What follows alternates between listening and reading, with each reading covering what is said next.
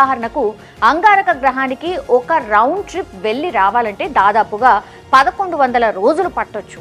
అంటే అంగారక గ్రహానికి వెళ్ళే స్పేస్ క్రాఫ్ట్ ISS కంటే చాలా చిన్నదిగా ఉంటుంది కాబట్టి వ్యోమగాములకు చిన్న తేలికైన వ్యాయామ పరికరాలు చాలా అవసరం. కండరాలు ఎముకలు గురుత్వాకర్షణ ప్రభావం లేకపోవడంతో అంతరిక్షంలో మనుషుల కీళ్ళు కండరాలు అండ్ ఎముకల సాంద్రత చాలా వేగంగా క్షీణించడం మొదలవుతుంది. ముఖ్యంగా వెన్నుముక అంటే బ్యాక్, అట్లాగే మెడ, పిక్కలు కావచ్చు, తొడ కండరాలు ప్రభావితం అవుతూ ఉంటాయి. ఇక 3 నుంచి 6 నెలల వరకు సాగే సుదీర్ఘ మిషన్లో పాల్గొనే వారికైతే 30% వరకు ఈ కండరాల క్షీణత ఉండొచ్చు అని కూడా ఎక్స్పెక్టేషన్.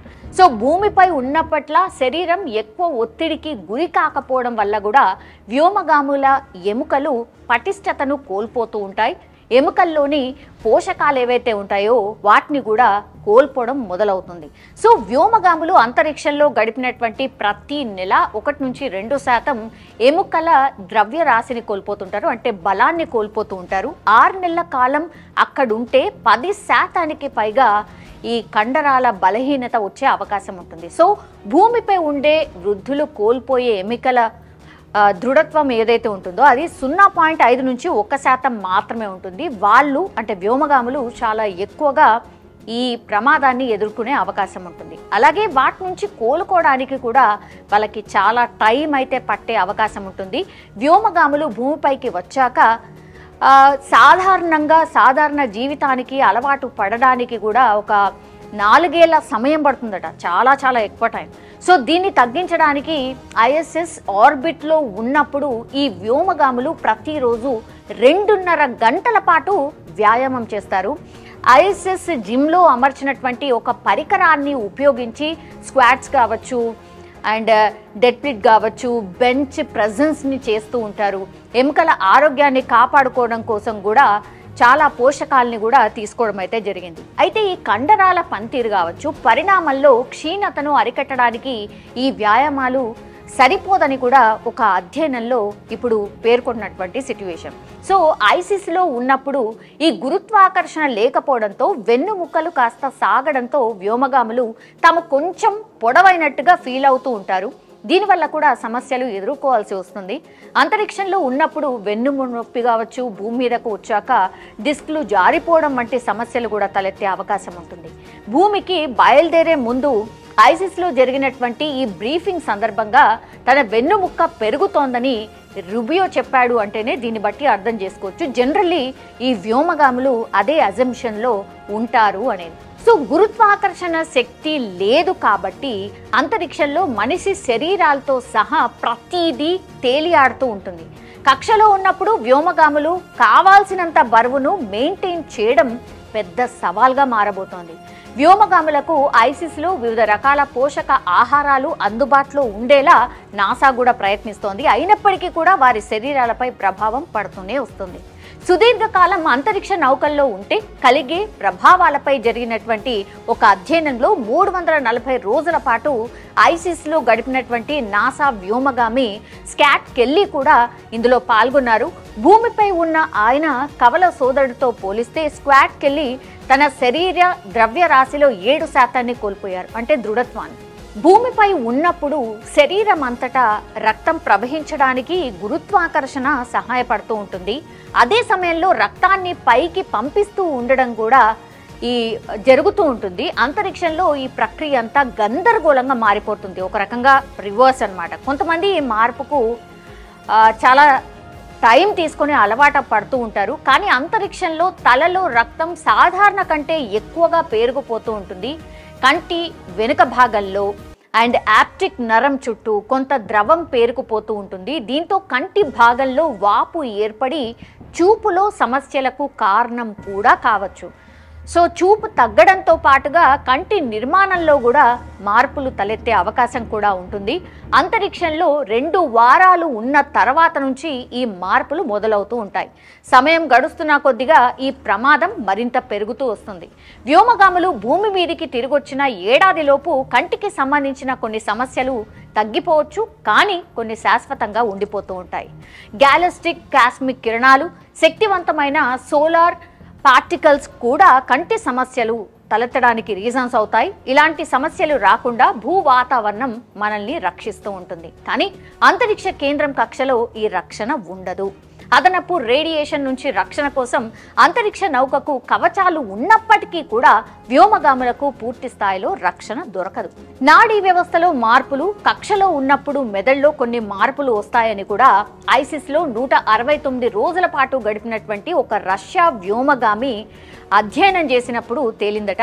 మాటలు, కదలిక వంటి పనులతో సంబంధం ఉండే మెదడులోని నాడుల అనుసంధానం స్థాయిలో కొన్ని మార్పులు కూడా ఉన్నాయని కూడా గుర్తించారు. ఆయన కదలికలకు సంబంధించిన సమతుల్యత కావచ్చు, అవగాహనలో ముఖ్య పాత్రను పోషించేటటువంటి వెస్టిబ్యులార్ క్యాటన్ క్యాస్ట్లో మార్పులు ఉన్నట్టు కూడా ఈ అధ్యయనంలో తేలింది. సో వ్యోమగాములు గురుత్వాకర్షణ లేని చోట తేలుతూ కదలికలను సమన్వయం చేసుకోవాల్సి వస్తోంది. కాబట్టి మెదడులోని ఈ భాగాల్లో మార్పులు రావడం ఆశ్చర్యం ఏమీ కాదు అని కూడా చెప్తున్నారు. దీర్ఘకాలం అంతరిక్ష మిషన్లో పాల్గొన్నప్పుడు మెదడు నిర్మాణంలో జరిగే ఇతర మార్పులపై ఇటీవల అధ్యయనంలో ఒక ఆందోళనకర అంశం కూడా వెలుగులోకి వచ్చింది. మెదడులోని క్యావిటీలు ఉబ్బి మళ్ళీ మామూలు పరిణామానికి రావడానికి 3 ఏళ్ల సమయం పడుతుందని ఈ అధ్యయనంలో తేలిందట. సో సెరెబ్రోస్పైనల్ ఫ్లూయిడ్లను నిల్వ చేయడం కావచ్చు, మెదడుకు పోషకాలను అందించడం కావచ్చు, వ్యర్థాలను తొలగించడం వంటివి కూడా దీని విధులుగా ఉంటూ ఉంటాయి. మన శరీరం లోపల, శరీరం పైన నివసించే ఈ సూక్ష్మ జీవుల కూర్పు కావచ్చు, వైవిధ్యం అనేది మంచి ఆరోగ్యానికి ఒక ముఖ్యమైన అంశమని ఇటీవల ఏళ్లలో జరిగినటువంటి అధ్యయనాల్లో స్పష్టమైన పరిస్థితి. ఈ మైక్రోబయోటా మనం ఆహారాన్ని ఎలా జీర్ణం చేసుకుంటామనే దాన్ని ప్రభావితం చేస్తూ ఉంటుంది. మన శరీరంలోని ఇన్ఫ్లమేషన్స్ ను ప్రభావితం చూపుతుంది.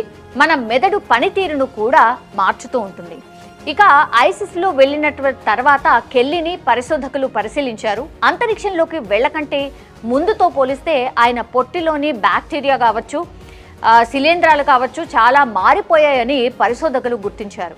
సో అంతరిక్షంలో ఆయన తీసుకున్నటువంటి భిన్నమైన ఆహారం, అక్కడ నివసించే మనుషులను బట్టి చూస్తే ఈ మార్పు రావడం పెద్ద ఆశ్చర్యాన్ని కలిగించదు. మనతో నివసించే వ్యక్తుల ద్వారా మనం చాలా మొత్తంలో gut health and oral micro organisms పొందుతూ ఉంటాం. రేడియేషన్ బారిన పడడం కావచ్చు, రీసైకిల్ అయిన నీరును తీసుకోవడం కావచ్చు, అలాగే శారీరక శ్రమలో మార్పులు కూడా కెల్లీలోని పొట్ట బ్యాక్టీరియాలో మార్పులు రావడానికి కారణమై ఉండొచ్చు అని కూడా ఒక అధ్యయనంలో తేలింది. ఇక కక్షలో 300 కంటే ఎక్కువ రోజులు గడిపిన నాసా వ్యోమగాములు 5గురు ఉన్నారు ఇప్పటి వరకు. అందులో కెల్లీ కూడా ఒకరు. అంతరిక్షంలో ఉన్నప్పుడు ఆ తర్వాత తన చర్మంపై వచ్చిన మార్పుల గురించి కెల్లీ కొంత సమాచారం అయితే ఇచ్చారు. అంతరిక్ష కేంద్రం నుంచి తిరిగి వచ్చిన తర్వాత దాదాపు 6 రోజుల పాటు తన చర్మం చాలా సున్నితంగా ఉండేదని, చాలాసార్లు కందిపోయేదని కూడా ఆయన చెప్పినటువంటి సిచ్యువేషన్. ఈ సమస్యలకు మిషన్ సమయంలో చర్మానికి తగినంత స్టిమ్యులేషన్ లేకపోవడం కారణమై ఉండొచ్చని కూడా పరిశోధకులు అంచనా వేశారు. కెల్లీ సుదీర్ఘ అంతరిక్ష ప్రయాణంలో వెల్లడైనటువంటి అత్యంత కీలక అంశాల్లో ఒకటి ఆయన డిఎన్ఏపై పడిన ప్రభావం. ప్రతి డిఎన్ఏ పోగు చివరిన టెలోమియర్స్ అనే నిర్మాణాలు ఉంటాయి. జన్యువులు పాడవకుండా ఈ నిర్మాణాలు రక్షిస్తూ ఉంటాయి. వయసు పెరిగే కొద్దీ వీటి పొడవు తగ్గుతూ ఉంటుంది. కెల్లీతో పాటు ఇతర వ్యోమగాములపై చేసిన పరిశోధనలో అంతరిక్షయానం వల్ల ఈ టెలోమియర్స్ పొడవుల్లో మార్పులు వస్తున్నట్టు కూడా తేలింది. అంతరిక్షయానం సమయంలో పొడవైన టెలోమియర్స్ ఉన్నట్టు గుర్తించాం. ఇది చాలా ఆశ్చర్యకరం. అయితే సభ్యులంతా భూమి మీదికి తిరిగొచ్చిన తర్వాత ఊహించని విధంగా వారి జన్యువుల్లోని టెలోమియర్స్ పొడవు తగ్గిపోతూ ఉంటుంది. అంతరిక్షయానం ముందుతో పోలిస్తే వెళ్ళొచ్చాక వ్యోమగాముల్లో తక్కువ పొడవున్న టెలోమియర్స్ సంఖ్య ఎక్కువగా ఉంటుంది అని కూడా పరిశోధనలో తేలింది. సో కెల్లీపై అధ్యయనం చేసినటువంటి బృందంలో కొలరాడో స్టేట్ యూనివర్సిటీకి చెందినటువంటి environmental and radiological health professor Susan Bailey కూడా ఉన్నారు. అసలు ఎందుకు ఇలా జరుగుతుందో ఇప్పటికీ ఖచ్చితంగా తెలియలేదని ఆమె చెప్పుకొచ్చినటువంటి పరిస్థితి. సో అంతరిక్షంలో వివిధ రకాల రేడియేషన్ల బారిన పడ్డం ఒక కారణం కావచ్చని కూడా ఆమె చెప్పింది. సో కక్షలో ఉన్నప్పుడు ఎక్కువ కాలం పాటు రేడియేషన్ కు గురైన వ్యోమగాముల్లో డిఎన్ఏ దెబ్బతిన్న సంకేతాలు కనిపించాయని కూడా ఆమె తెలియజేశారు. కెల్లీ అంతరిక్ష యాత్రకు వెళ్లే కంటే ముందు వెళ్ళొచ్చిన తర్వాత అనేక టీకాలను తీసుకున్నారు, అంటే ఇంజెక్షన్స్. ఆయన రోగ నిరోధక వ్యవస్థ మామూలుగా పనిచేస్తున్నట్టు గుర్తించారు. కానీ కక్షలో ఉన్నప్పుడు గురైన రేడియేషన్ వల్ల వ్యోమగాముల శరీరంలో అంతర్జాతీయ అంతరిక్ష కేంద్రం ISSకి వెళ్లారు. అయితే బోయింగ్ నౌకలో తలెత్తిన ప్రొపల్షన్ సమస్యల కారణంగా వీరిని తిరిగి భూమికి తీసుకురావడం చాలా ఆలస్యం అయిపోయింది. సాధారణంగా అయితే వ్యోమగాములు ISSలో 6 నెలలు గడిపితే ఈ జంట మాత్రం దాదాపు 9 నెలల పాటు అక్కడే ఉండాల్సి వచ్చింది. కేవలం 6 నెలల కోసం మాత్రమే మొత్తం మ్యాక్సిమం టైం 6 months. ఏ వ్యోమగాములు వెళ్ళినా వాళ్ళు 6 months లోపల తిరిగి వచ్చేస్తారు. కానీ వీళ్ళు 9 నెలల పాటు ఉన్నారు. ఈ అనుకోని ఆలస్యం కారణంగా వీరు రాకపై ప్రస్తుతం ప్రపంచవ్యాప్తంగా ఆసక్తి కనిపిస్తోంది. నాసా ప్రకటన ప్రకారం SpaceX crew Dragon craft వీరిని భూమికి తిరిగి తీసుకురాబోతోంది. ఈ ప్రయాణంలో మరొక అమెరికన్ వ్యోమగామి నిక్ హేగ్, రష్యన్ వ్యోమగామి అలెగ్జాండర్ గోర్బనోవ్ కూడా ఉన్నారు. అంతరిక్ష ప్రయాణంలో అరుదైన సవాళ్లు ఏంటి అని అంటే, ప్రత్యేకించి సునీతా విలియమ్స్ ఈ సుదీర్ఘ ప్రయాణంలో అనేక సవాళ్లను ఎదుర్కొన్నారు. ఒక సాధారణ మిషన్ కంటే ఆమె ఎక్కువ రోజులు అంతరిక్షంలో గడపాల్సి వచ్చింది. ఊహించని విధంగా మరింత కాలం అక్కడే ఉండిపోవడం వారికి మానసికంగా కావచ్చు, శారీరకంగా కావచ్చు ఒత్తిడిని కలిగించాయి. ఆఫ్ కోర్స్ అక్కడే ఉండిపోవడం వల్ల జనరలీ వీళ్ళు 6 నెలల వరకే మ్యాక్సిమం టైం, కానీ అది దాటిపోయింది. ఇంకో 3 నెలలు ఎక్కువ ఉన్నారు. సో ఎప్పుడు వెళ్తాం ఏంటి, అసలు మనకు ప్రాపర్గా కమ్యూనికేట్ చేస్తున్నారా, అసలు మనం వెళ్తామా లేమా, మనకేం జరుగుతోంది, అసలు మనం ఎట్లా ఏంటి, ఇట్లాంటి రకరకాల క్వశ్చన్స్ ఆఫ్ కోర్స్ ఎవరికైనా వస్తాయి. వాళ్ళ ప్లేస్లో ఎవరున్నా వస్తాయి. శారీరకంగా మానసికంగా వాళ్ళిద్దరు కూడా ఒక రకంగా చెప్పాలంటే కుంగిపోయినరు అనుకోవచ్చు. ఈ పొడిగింపు కారణంగా అదనపు దుస్తులు కావచ్చు, వ్యక్తిగత సంరక్షణ సామాగ్రిని నాసా వారికి ప్రత్యేకంగా పంపాల్సి వచ్చింది. So maximum 6 months period of టైంతోని అన్ని అరేంజ్మెంట్స్ చేసుకొని వెళ్తూ ఉంటారు. సో వీళ్ళు అక్కడే ఉండిపోవాల్సి వచ్చింది కాబట్టి మళ్ళీ వాళ్ళకు ప్రత్యేకించి కేవలం దుస్తులు కావచ్చు, లేదంటే వ్యక్తిగత సంరక్షణ సామాగ్రి ఏవైతే ఉంటాయో, నిత్యావసరంకి సంబంధించి కొన్ని సామాగ్రి ఏవైతే ఉంటాయో వాటిని ప్రత్యేకంగా పంపించాల్సి వచ్చింది. ఇంకా అట్లా కొనసాగుతూ ఉండడంతో ఇంకా వాళ్ళకి పంపించాల్సి వచ్చింది. సాధారణంగా అయితే వ్యోమగాములు అంతరిక్షంలో ఉంటే వారి కుటుంబ సభ్యులు కొన్నిసార్లు వారితో వీడియో కాల్లు చేసుకునే అవకాశం కూడా ఉంటుంది. కానీ ఎన్నో నెలల పాటు భూమికి తిరిగి రాకపోవడంతో కుటుంబాల నుంచి దూరంగా ఉండడం పెద్ద సవాల్గా మారిపోయింది. కొన్ని నెలల పాటు వాళ్ళు కుటుంబాలకు దూరంగా ఉండిపోయినారు. అట్లీస్ట్ వీడియో కాల్ మాట్లాడుకునే అవకాశం ఉంటుంది కదా, సో అది కూడా లేకుండా పోయింది. అయితే వీరి సహచర వ్యోమగాముల సహకారం, ISSలో అందుబాటులో ఉన్న విభిన్న కార్యక్రమాలు వీరికి కొంత మద్దతునిచ్చాయని కూడా చెప్పొచ్చు. సునీత విలియమ్స్ ఒక రికార్డ్ అయితే క్రియేట్ చేశారు. అదేంటి, ఈ 9 నెలల మిషన్ ద్వారా సునీత US వ్యోమగామి ఫ్రాంక్ రూబియో 2023లో నెలకొల్పిన 371 రోజుల రికార్డును అందుకోలేకపోయినా ఇది అమెరికా అంతరిక్ష ప్రయాణాల్లో చాలా ముఖ్యమైన ఒక మెషిన్గా నిలిచింది. అంతేకాదు ISSలో పొడవైన కాలం గడిపిన మరికొన్ని ప్రముఖ వ్యోమగాముల జాబితాలో ఆమె పేరు కూడా ఇప్పుడు చేరిపోయిన పరిస్థితి కనిపిస్తోంది. సో ఇదంతా కూడా వీళ్ళు ఏ రోజైతే రాబోతున్నారో ఆ రోజు పూర్తిగా లైవ్ ఉండబోతోంది. లైవ్గా చూడొచ్చు వాళ్ళు ఎలా వస్తున్నారు, ఎలా ల్యాండ్ అవుతున్నారు ఏంటి అనేది కూడా ప్రత్యక్ష ప్రసారం ద్వారా మనం అందరం కూడా చూడబోతున్నాం. ప్రపంచవ్యాప్తంగా కూడా ఈ ఈవెంట్ని చాలా గ్రాండ్గా చూడబోతుంది ప్రపంచం అంతా కూడా.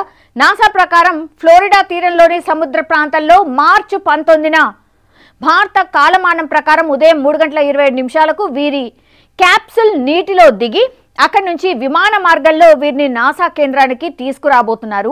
ఈ ప్రక్రియను నాసా ప్రత్యక్ష ప్రసారం కూడా చేయబోతోంది. మార్చి 18న భారత కాలమానం ప్రకారం ఉదయం 8:30 గంటలకు ఈ ల్యాండింగ్ సన్నాహాల గురించి నాసా ప్రత్యక్ష ప్రసారాన్ని ప్రారంభించబోతోంది. అంటే ఆల్మోస్ట్ వీళ్ళు వచ్చేది 19వ తారీఖు అయితే ఉదయం 18వ తారీఖు 8:30 నుంచే పూర్తిగా ఏం జరుగుతోంది ఏంటి, వీళ్ళని ఎట్లా తీసుకురాబోతున్నారు, ఆ ల్యాండింగ్ ప్రాసెస్ ఏంటి, వ్యోమగాములు అంటే పైన అంతరిక్షం నుంచి కిందికి ల్యాండ్ అయ్యే ప్రాసెస్ ఏంటి, ఇదంతా కూడా లైవ్గా అందరూ ప్రపంచవ్యాప్తంగా కూడా చూడబోతున్నారు. నిజంగానే సునీత విలియమ్స్ చాలా రికార్డులని అధిగమించింది ఇన్ని నెలల పాటు. అఫ్ కోర్స్ మిగతా వాళ్ళ రికార్డ్ని బ్రేక్ చేయకపోయినా ఈమె కూడా ఆల్మోస్ట్ దగ్గరగానే చాలా మట్టుకైతే ఆమె గడిపినటువంటి అంతరిక్షంలో గడిపినటువంటి ఎక్స్పీరియన్స్ని అయితే పొందింది. బట్ కొంతమంది మాట్లాడుతుంది ఏంటి అంటే వాళ్ళు ఒక్కసారి ల్యాండ్ అయిన తర్వాత ఈ వాళ్ళంతా కూడా మనకు తెలుసు నాసాలో ఎట్లా ఉంటుంది ఆర్ అంతరిక్షంలో ఎట్లాంటి ఇది ఉంటుందో మనకు తెలుసు, గాల్లో తేలినట్టు ఉంటుంది కదా. అట్లా ల్యాండ్ అయిన తర్వాత వీళ్ళు అడ్జస్ట్ కావడానికి కొంత టైం పడుతుంది అని కూడా చెప్తున్నారు. అట్లాగే వాళ్ళు మరి హెల్త్ ఇష్యూస్ ఏమన్నా వస్తాయా, హెల్త్ ఇష్యూస్ రాకుండా ముందు జాగ్రత్తగా కూడా ఒక టీం కూడా వర్క్ చేయబోతోంది. ఎందుకంటే సాధారణంగా 6 నెలల పాటే ఉంటారు, కానీ వీళ్ళు 9 నెలలు ఉండాల్సి వచ్చింది. మరి ఇంకేం ఇష్యూస్ రావచ్చు, వీళ్ళిద్దరికీ కూడా పూర్తిగా క్లోజ్ అబ్జర్వేషన్ ఉండబోతోంది. ఫ్యామిలీ మెంబర్స్ని కలవాలని ఉన్నా కూడా కొంత టైం తర్వాతనే వీళ్ళ ఫ్యామిలీ మెంబర్స్తోని కూడా కలిసే అవకాశం కూడా ఉంటుంది అనే మాట కూడా చెప్తున్నారు. బికాజ్ అంత ఈజీ కాదు అంతరిక్షంలో గడిపి ఇన్నేళ్ల పాటు ఉండి ఆ తర్వాత భూమి మీదకి వచ్చిన తర్వాత సాధారణంగా మనలాగా అగైన్ అంటే ఇట్లా మనలక్క ఉండడం అనేది అంత ఈజీ కాదు వాళ్ళకైతే. కాబట్టి కొంత టైం పడుతుంది అనే మాట కూడా చెప్తున్నారు. బట్ అందరి కళ్ళు ఆర్ అందరూ కూడా ఎదురు చూస్తుంది ఏంటి అని అంటే 19వ తారీఖు ఎప్పుడు వస్తుందా, ఎప్పుడు వీళ్ళు ల్యాండ్ అవుతారా. సో ఇదే దృష్టితోని ప్రపంచవ్యాప్తంగా చూస్తున్నారు. మనం కూడా సేఫ్ ల్యాండింగే and happy with all the స్మైల్సే మనం కూడా ఈ ఇద్దరు వ్యోమగాములని ఆహ్వానిద్దాం.